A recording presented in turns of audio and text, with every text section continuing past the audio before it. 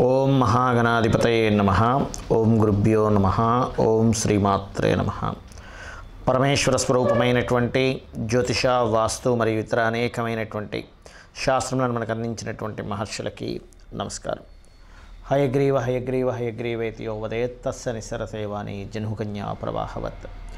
అరుణాం కరుణాతరంగితాక్షీం ధృతపాశాంకుశపుష్పబాణచాపాం అనిమాదివిరావృతాం మయూకైః అహమిత్యేవ విభావయే భవానీం. శ్రీమాత్రే నమః.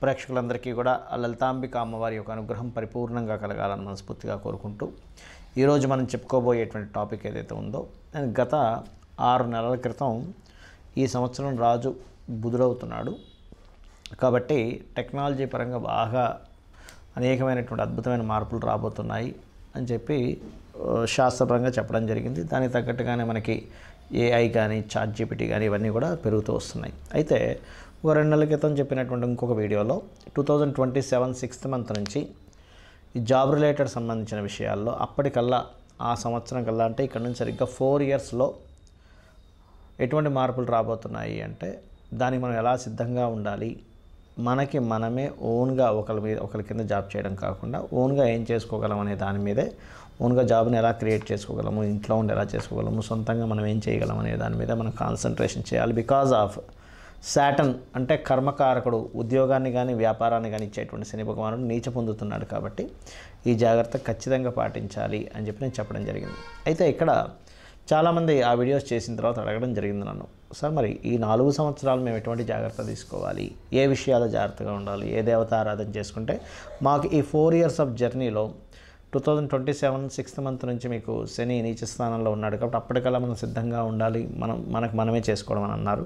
ఈ 4 years ఆఫ్ జర్నీ ఉంది, ఈ జర్నీలో మేము ఎటువంటి జాగ్రత్తలు తీసుకుంటే ఎలా వెళ్తే బాగుంటుందని అడగడం జరిగింది. చాలామంది అడిగారు కాబట్టి చాలామంది అడిగిన దానికి నేను ఒక్కొక్క రాశికి ఎలాంటి నిర్ణయాలు కానీ జాగ్రత్తలు కానీ ఏ వైపు డైరెక్షన్ వెళ్తే బాగుంటుందని చెప్దామని చెప్పి డిసైడ్ అయ్యాను. కాకపోతే నేను చెప్తుంది నేనైనప్పటికీ కూడా చెప్పేస్తుంది సాక్షాత్ లలిత అమ్మవారిగా భావిస్తూ ఒక్కొక్క రాశి గురించి మనం తెలుసుకుందాం. మీన లగ్నము, మీన రాశి. మీనం వారికి ఈ 4 years of journey 2027 6th month నుంచి మనం మాట్లాడుకున్నాం ఆల్రెడీ. ఏదైతే ఈ జాబ్స్ రిలేటెడ్ సంబంధించిన విషయాల్లో చాలా మార్పులు జరగడం వల్ల ఇండివిజువల్గా మనం ఎస్టాబ్లిష్ అవ్వాలనేటువంటిది. అయితే మీకు వేటి మూలంగా ఫస్ట్ అసలు ధనయోగాలు ఉన్నాయి, ఇండివిజువల్ ఎస్టాబ్లిష్మెంట్లో ఏ పరిహార మార్గం చేసుకుంటే బాగుంటుంది అండ్ అదేవిధంగా జాగ్రత్తలు ఏమిటి అని చెప్పి చూసుకున్నట్లయితే ఫస్ట్ ఆఫ్ ఆల్ గుర్తుపెట్టుకోండి, మీకు ఉండేటువంటి ధనయోగాల్లో ఏదైనా పవర్ రిలేటెడ్ సంబంధించిన అగ్నితత్వ సంబంధించిన అంటే ఏమిటి అంటే ఏదైనా ఎలక్ట్రికల్ వస్తువులు, ఇస్త్రీ పెట్టి కావచ్చు, ఎనీ ఎలక్ట్రికల్ వస్తువులు కావచ్చు, వైర్స్ కావచ్చు, ఇవన్నీ అగ్ని అంటే పవర్ని పాస్ చేసేటువంటివి పవర్ రిలేటెడ్ సంబంధించిన వస్తువులు అవుతాయి. మెషినరీస్ ఇట్లాంటివన్నీ కూడా అంటే పవర్ సంబంధం ఉన్నటువంటి ప్రతిదీ కూడా మీకు బ్యాటరీస్ కావచ్చు అండ్ ఎలక్ట్రికల్ వైర్స్ కావచ్చు అండ్ ఎనీథింగ్ జనరేటర్స్ కావచ్చు, ఇట్లాంటివన్నీ కూడా ఇట్లాంటి వాటి మూలంగా ధనయోగం అనేటువంటిది ఉంటుంది. అయితే ఇక్కడ ఇది జనరల్గా చెప్పేటువంటి విషయం, మీ పర్సనల్ చార్ట్లో మీ యొక్క ద్వితీయ స్థానాధిపతి ఎలా ఉన్నాడో పొజిషన్ బట్టి మారుతూ ఉంటాయి ఇంకా ఆప్షన్స్, మీకు గుర్తుపెట్టుకోండి. సో వీటి మార్గంలో ధనయోగం అనేటువంటి చూపిస్తుంది. లేదా ఏదైనా నేర్పించడం, శిక్షణ ఇవ్వడం, లేదా సెక్యూరిటీ సర్వీసెస్, మెయిన్గా సెక్యూరిటీలో మనం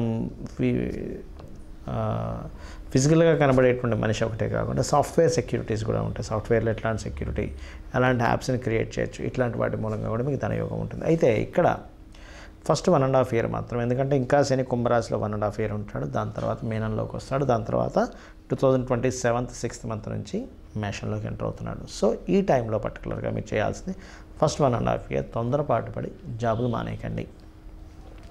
ఇక్కడ తొందరపాటు పడి మనం మానేయడం వేరు, మనకు అవకాశం రాక చేయలేక ఇంకోటి ఏదో మార్గం వెతుక్కోవడం వేరు. ఇక్కడ ఈ తొందరపాటు నిర్ణయం తీసుకుంటారు కాబట్టి ఈ యొక్క విషయంలో చాలా జాగ్రత్తగా ఉండండి. ఇక రెండవది ఏంటంటే ఇక్కడ మీకు ఏదైనా ఇన్సూరెన్సెస్ రిలేటెడ్ మూలంగా మీకు హెల్ప్ అవుతుంది ఫ్యూచర్ అనేటువంటిది. సో ఏదైనా ఇన్సూరెన్సెస్ రిలేటెడ్ సంబంధించినటువంటిది నవంబర్ నుంచి తీసుకోవడం స్టార్ట్ చేయండి. నవంబర్ లోపల తీసుకోకండి మళ్ళీ, ఎందుకంటే అష్టమంలో కేతు ఉన్నాడు. సో ఎప్పుడైతే అష్టమ స్థానంలో కేతు ఉన్నాడో, కేతు అనవసరంగా మిస్గైడ్ చేయిస్తాడు ఇన్సూరెన్సెస్ విషయంలో కూడా. ఏవో కొన్ని మనం ఏవైతే తీసుకోవాలో అటువంటివి ఏవి కూడా చేయకుండా ఉండడం, ఇట్లాంటివన్నీ ఉంటూ ఉంటాయి. అదేవిధంగా గమనించుకున్నట్లయితే ఇక మరొక విషయం ఇక్కడ చూసుకున్నట్లయితే ఈ యొక్క రాశి వారికి పర్టికులర్గా గుర్తుపెట్టుకోండి, రాశి ఆర్ లగ్నం వారికి మీ ఫినాన్షియల్ గ్రోత్ మరింత పెరగాలి అంటే మీరు చేయవలసింది ఏమిటి అని చెప్పి చూసుకున్నట్లయితే రెగ్యులర్గా మీరు నవగ్రహాలలో సూర్య భగవానుడు మరియు గురువు ఈ 2 గ్రహాల దగ్గర ఆదివారము గురువారము ఈ 2 వారాలు లేదా నిత్యమైన చేసుకోవచ్చు, స్వచ్ఛమైనటువంటి ఆవు నేతితో దీపారాధన చేయండి. ఈ రకంగా స్వచ్ఛమైన ఆవు నేతితో దీపారాధన చేస్తే ఏమవుతుందంటే మీ ఫైనాన్షియల్ గ్రోత్ పెరగడానికి మీ ఫైనాన్షియల్ భావం యాక్టివేషన్ అవుతుంది. పర్టికులర్గా వీలైతే కుజుడి దగ్గర కూడా చేయండి, చేస్తే ఖచ్చితంగా యాక్టివేషన్ అవుతుంది. దీంతోపాటు మీరు అదే ఆలయంలో ఉన్నటువంటి అమ్మవారికి ఏదైనా తీపి పదార్థాన్ని శనగలతో కానీ లేకపోతే బియ్యంతో కానీ పాయసాన్నం అంటారు తయారు చేసి నైవేద్యంగా పెట్టి అక్కడ ఆలయంలో వచ్చిన భక్తులందరికీ పంచండి, ఖచ్చితంగా బాగుంటుంది.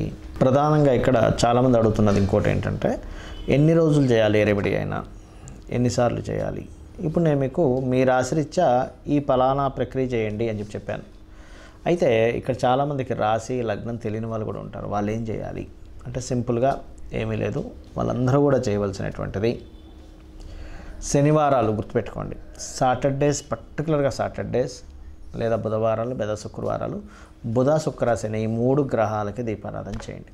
ఇది మీకు లైఫ్ లాంగ్ ఒక మంచి రెమెడీగా పనిచేస్తుంది. ఏది నాకు డేట్ ఆఫ్ బర్త్ లేదు, టైం లేదు, నా రాశి నక్షత్రం ఏమీ తెలియదు అనేటువంటి వారు అలాగే ఈ రెమెడీస్ ఏవైతే ఉంటాయో ఎప్పుడూ గుర్తుపెట్టుకోండి, కంటిన్యూస్గా చేయండి. ఏదో ఒకరోజు చేశాను 2 రోజులు మానేశాను మళ్ళీ 4 రోజులు చేశాను అనుకుంటే మీకు అది ఆ రెమెడీ ఎట్టి పరిస్థితుల్లో పని చేయదు, గుర్తుపెట్టుకోండి.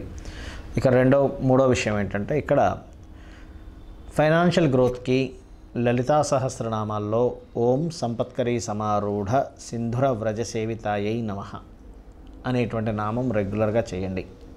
చేస్తూ ఈ 4 years ఆఫ్ పీరియడ్లో ఏమవుతుంటుందంటే మనం చేసే చిన్న మిస్టేక్స్ వల్ల అప్పులు పెరుగుతాయి, మళ్ళీ అక్కడ ఇంకా ఇబ్బంది వస్తుంది. కాబట్టి అప్పులు తీరడానికి ఓం అపర్ణాయే నమః అనే నామస్మరణ చేయండి. ఇక ఈ రెండిటితో పాటు ముఖ్యంగా మీరు నేను ఇందాక చెప్పినట్టుగా నవగ్రహాల చుట్టూ ఏదైతే శుక్ర బుధ శని గ్రహాల దగ్గర దీపారాధన చేయమని చెప్పాను, అది ఎర్లీ మార్నింగ్ చేయొచ్చు 6:30 to 7 or 8 మొత్తం మీద 11 o'clock లోపల చేయొచ్చు. అదేవిధంగా ఇక్కడ మరొక విషయం ఏంటంటే గోశాల ఉన్నట్లయితే గోశాలకు వెళ్ళి పిడికెడు బెల్లం పెట్టండి. ఇవన్నీ ఏం చేస్తుంటాయంటే మీకు తెలియకుండానే శని యొక్క ప్రభావాన్ని తగ్గిస్తూ ఉంటుంది, అది గుర్తుపెట్టుకోండి. అదేవిధంగా మరొక విషయం ఏంటంటే ఇంట్లో పొరపాటును కూడా మీరు వెస్ట్ వాల్ అంటారు, అంటే శని ఇచ్చేటువంటి రిజల్ట్స్లో మనకి అష్టదిక్కుల్లో నవగ్రహాలు ఉంటాయి. ఎలా అంటే ఈశాన్యానికి గురుకేతువులు, తూర్పుకి సూర్యుడు, ఆగ్నేయానికి శుక్రుడు, దక్షిణానికి కుజుడు, నైరుతికి రాహు, పడమరకి శని, వాయువ్యానికి చంద్రుడు, ఉత్తరానికి బుధుడు అని. శని స్థానం మనం ఇక్కడ ఏమని చెప్పుకున్నాము, పడమర స్థానం.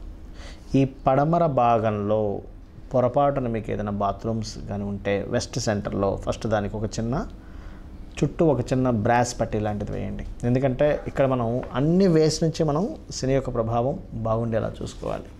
అలాగే రెండవ విషయం ఏంటంటే మీరు లైఫ్లో గెయిన్స్ అండ్ ప్రాఫిట్స్ బాగా రావాలి మీ లైఫ్లో. ఎందుకంటే ఈ 4 years ఆఫ్ పీరియడ్లో మీరు మీకంటూ సొంత ప్రపంచాన్ని సొంతంగా క్రియేట్ చేసుకోబోతున్నారు, మీ ఓన్ వరల్డ్, ఎవరి మీద ఆధారపడకుండా. కాబట్టి ఏంటంటే ఇది క్రియేట్ చేసుకోవాలంటే ఫస్ట్ మీరు బెనిఫిట్ జోన్స్లో ఉండాలి ఎప్పుడు ఇంట్లో. అంటే బెనిఫిట్ జోన్స్ మీరు చేసే ఎఫర్ట్స్ కంటిన్యూ అవుతూ మీరు చేసేటువంటి ఎఫర్ట్ ఏదైతే ఉంటుందో అది సక్సెస్ అయ్యే జోన్లో ఉండాలి. అందుకని మీరు ఏం చేస్తారంటే మీ యొక్క గృహంలో నైరుతి బెడ్రూమ్ ఉంటుంది, మీ అందరికీ తెలుసు మాస్టర్ బెడ్రూమ్ అంటూ ఉంటారు. దాంట్లో వెస్ట్ వాల్ ఉంటుంది, వెస్ట్ వాల్ పడమర గోడ. వెస్ట్ వాల్ దగ్గర కూర్చొని మీరు చేసేటువంటి వర్క్స్ ప్రతిదీ కూడా చేయండి. అదేంటంటే డిజైర్స్ పాయింట్ అంటారు. ఆ వెస్ట్ వాల్కి నైరుతి బెడ్రూమ్లో ఉన్న వెస్ట్ వాల్కి పర్టికులర్గా మీరు ఒక ఎల్లో కలర్ షీట్ మీద మీరు ఈ 4 years ప్రణాళిక ఏం చేయబోతున్నారు, because of that is the point of desires point అంటారు. దాని మీద చాలా క్లియర్గా రాయండి, చాలా స్పష్టంగా ఫస్ట్ పేపర్ మీద రఫ్గా రాసుకొని దాని తర్వాత దాన్ని క్లియర్గా రాయండి. రాసి పెట్టుకోండి. మీరు ఇమేజెస్తో సహా పెట్టుకుంటే ఇంకా మంచిది. ఎందుకంటే ఎప్పుడు కూడా మన డిజైర్ ఇమేజెస్ పరంగా కావచ్చు, రాతపూర్వకంగా కావచ్చు, మీకు ఒకవేళ రాయడం రాకపోతే మీ పిల్లల్ని లేకపోతే మీ జీవిత భాగస్వామిలో నేను రాయమని చెప్పండి. అలా ఒక 2x2 కావచ్చు, 3x3 కావచ్చు, ఏదైనా ఒక షీట్ మీద, ఎల్లో కలర్ షీట్ మీద నీట్గా రాసి మీ డిజైర్ పెట్టుకుంటూ మీరు అక్కడ కూర్చొని మీ వర్క్స్ మీరు చేసుకున్నట్లయితే వాస్తుపరంగా డిజైర్ పాయింట్ని యాక్టివేట్ చేస్తున్నారు, గ్రహాల పరంగా గ్రహాలకు సంబంధించి చేసుకుంటూ ఉన్నారు, అమ్మవారి అనుగ్రహం కోసం మంత్రం చేసుకుంటూ ఉన్నారు. ఏదైతే ఇందాక నేను చెప్పానో ఖచ్చితంగా ఇవన్నీ కూడా ఏం చేస్తాయంటే క్లారిటీ, అంటే మీ యొక్క జీవితం ఎటువైపు వెళ్ళాలి ఆ క్లారిటీని ఇస్తుంది. ఈ యొక్క పరిహారాలు మీరు చేసుకుంటూ అమ్మవారి అనుగ్రహాన్ని మీరు పరిపూర్ణంగా పొందాలని మనస్ఫూర్తి కోరుకుంటూ శ్రీమాత్రే నమః.